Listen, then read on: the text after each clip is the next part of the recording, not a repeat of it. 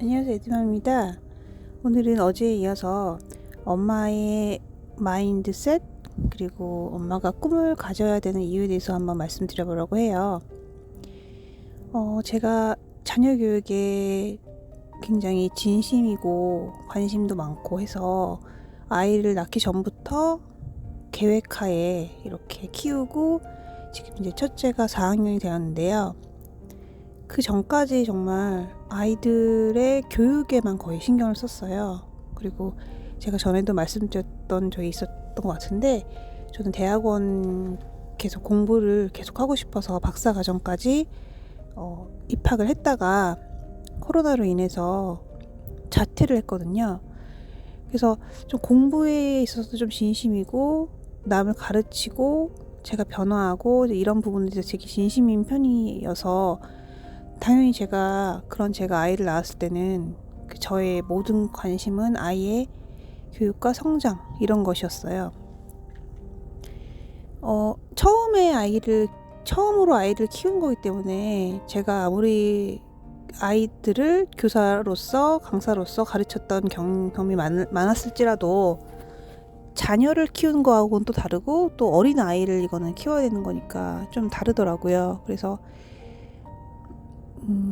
아직 제대로 걷지 못하고 제대로 혼자서는 설 수 없는 아이들을 이렇게 보육하고 양육하고 하는 일은 교육과는 좀 달랐어요. 그래서 그런 시기가 지나고 나서 아이들이 교육을 받을 수 있는 학년기가 되자 본격적으로 이제 저의 모든 역량을 아이의 학업에, 아직 공부가 본격적으로 시작되지 않았는데도 학업에 본격적으로 제가 저 열정을 쏟았거든요. 그런데 지금 제가 말씀드리고 싶은 거는, 제가 지금 뭐 번아웃이 왔다거나 이제 그런 거는 소용이 없다 이런 말씀을 드리려는 건 아니고요.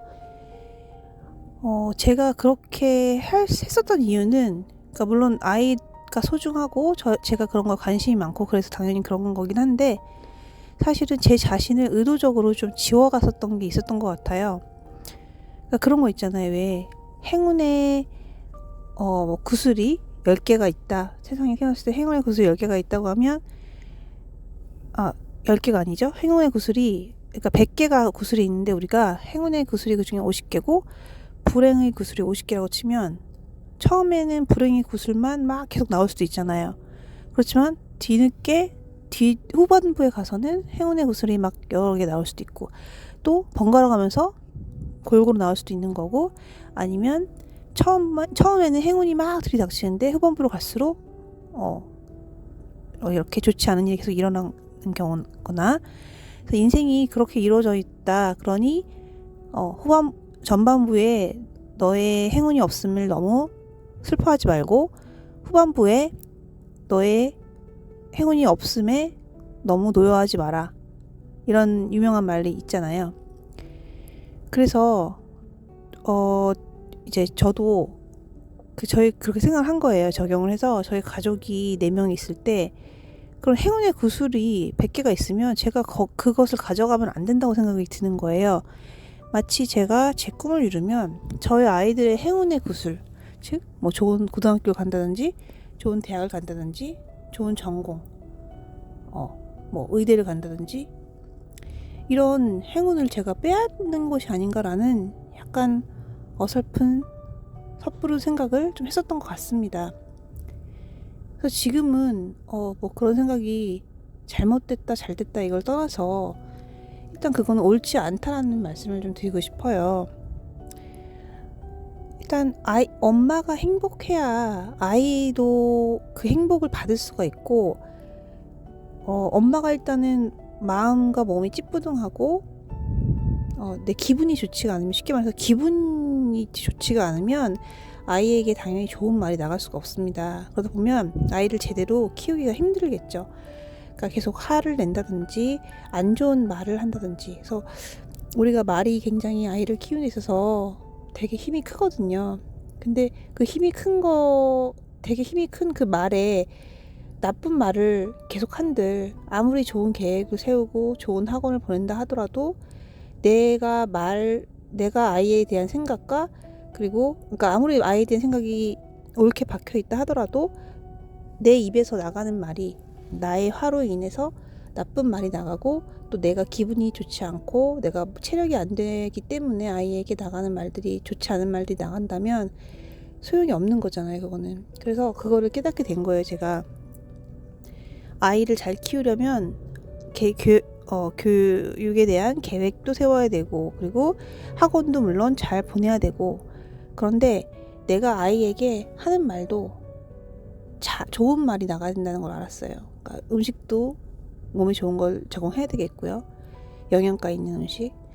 그렇지만 그걸 못지않게 내가 하는 말, 그것도 굉장히 중요하다는 걸 알았거든요.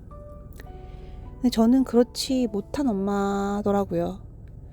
계획은 잘 세우고 열정은 많지만 뒷받침이 안 되는 거예요, 그런 게. 그래서 왜 그럴까 이렇게 요즘에 생각을 하다 보니 그건 바로 제 자신에 대해서 제가 많이 잊어버리고 있었다는 거였어요.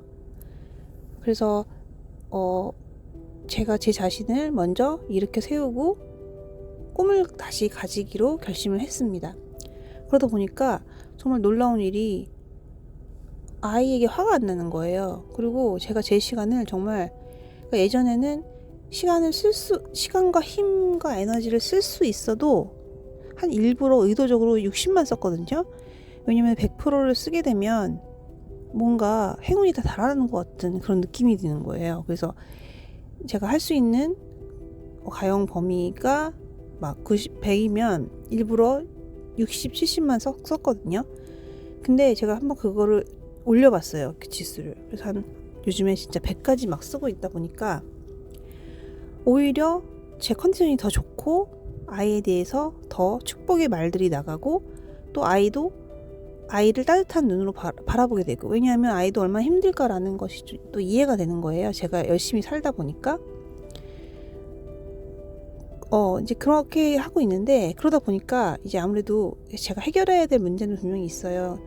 그러니까 아이가 어떻게, 아직까지는 어리기 때문에 옆에서 좀 도와주고 코치 역할을 해줘야 될 필요는 있다고 생각을 하거든요. 그래서 아이가 뭘 했을 때 그거에 대한 목표값을 설정하고 또 잘하고 있는지 피드백 주고 체크하고 이제 이런 과정은 좀 필요할 것 같은데, 제가 좀 요즘에는 제 자신에 너무 집중을 하고 몰입을 하다 보니 아이 둘에 대해서 그런 게 좀 빠져 있고 그냥 학원만 보내고 갔다 와서 재우고 이제 이런 생활이 좀 반복이 되는 경향은 좀 있는데, 어찌됐든 제 마음가짐이나 어떤 컨디션이 진짜 많이 올라왔다는 걸 느끼고요. 그리고 이제 뭐든지 할 수 있다라는 좀 자신감이 생기고 아이도 더 잘 키울 수 있겠다, 이런 생각이 사실은 좀 역설적으로 들거든요.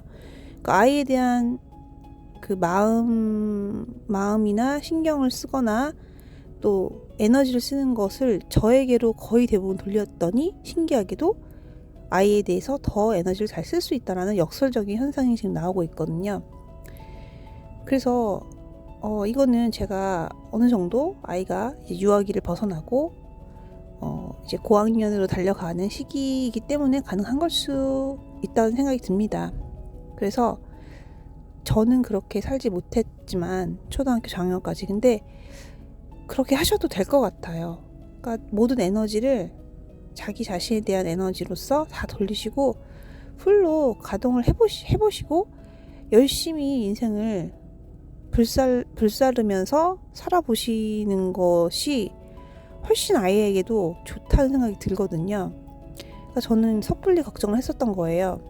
내가 너무 그렇게 열심히 살면 아이의 것을 내가 뺏어가는 걸 수도 있다라는 그런 생각을 왜 했는지 모르겠는데, 이것도 어떻게 보면 자존감이 하락이 되어 있기 때문에 제 자신에 대해서 그렇게 한 것이 아닌가, 아니면 제가 그렇게 할 자신이 없고 그렇게 할 가치가 없다고 느끼기 때문에 대신 아이들 보고 너가 대신해, 내가 못하는 건 너가 대신해 라고 스스로에게 말하고 있었던 걸 수도 있어요. 그렇기 때문에 더 화를 자초하게 되고 이제 이랬던 것 같습니다.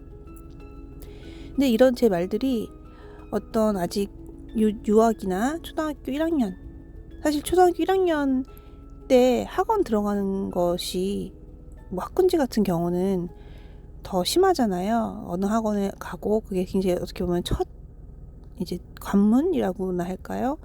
그래서 초등학교 1학년 때 어떤 학원을 들어가고 어떤 반을 들어가고 이게 굉장히 초미의 관심사인데, 사실 이런 시기를 한참 지나고 있는 분들에게는 이런 제 말이 잘 안 들리실 거예요. 저도 그랬으니까요. 아이에게 모든 에너지를 집중을 할 수밖에 없는데, 그 시기가 지나시면, 혹은 그 시기를 가지지 않으셨던 분이시라도 그 시기를 굳이 저는 다 지나쳐야 되는가. 그러니까 모두가 가는 길을 다 그렇게 간다고 해서 끝에 결과가 좋을 거라는 건 보장을 할 수가 없거든요, 사실은. 그리고 내가 마음이 일단 올라와야 돼요. 충만해야 남에 대한, 자식도 마찬가지예요. 남에 대한 마음이 이렇게 자연스럽게 생기거든요. 그래서 지금은 이런 말들이 잘 안 들리실 수도 있지만, 내 자신한테 충실히 하면 보이실 거예요, 그 길이. 내가 그리고 지금 뭘 잘못하고 있는지, 아이에게 어떤 길이 맞는지. 그러니까 내가 열심히 삶으로 인해서 아이의 행운을 빼앗아가는 게 아니라 더 잘 살 수 있는 길이 되는 것임을 저는 지금 거의 확신하고 있습니다. 그래서 아직까지 제가 뭐 결과가 나온 것은 아니기 때문에, 그러니까 뭐 지금 일단은 제가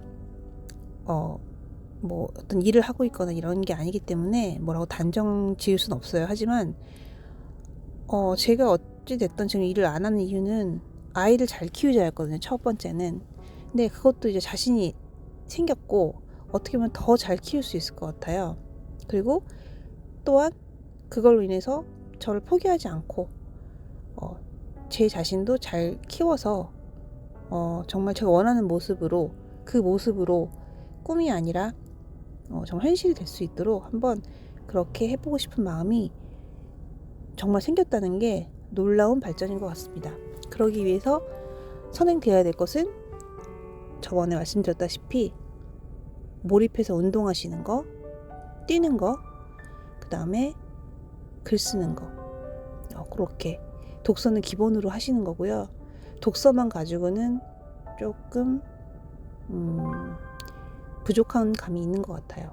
저는 글쓰기와 운동, 달리기 추천드리고요. 그리고 무엇보다도 내가 결혼하기 전에 원했던 모습이 있으셨잖아요. 내가 바라던 정말 꿈이 있잖아요. 그거를 다시 떠올리시기 바랍니다. 허황된 거, 뭐 이건 아닐 거야, 안 될 거야, 어떻게 이게 가능해, 이렇게 생각하지 마시고요. 내가 정말 바라는 것이 있다면 그거에 대해서 놓지 마시고 꼭 꿈을 향해서 아이와 함께 같이 뛰시는 그런 어머니들이 되셨으면 좋겠습니다. 그럼 다음에 또 다시 좋은 주제로 찾아뵙겠습니다. 감사합니다.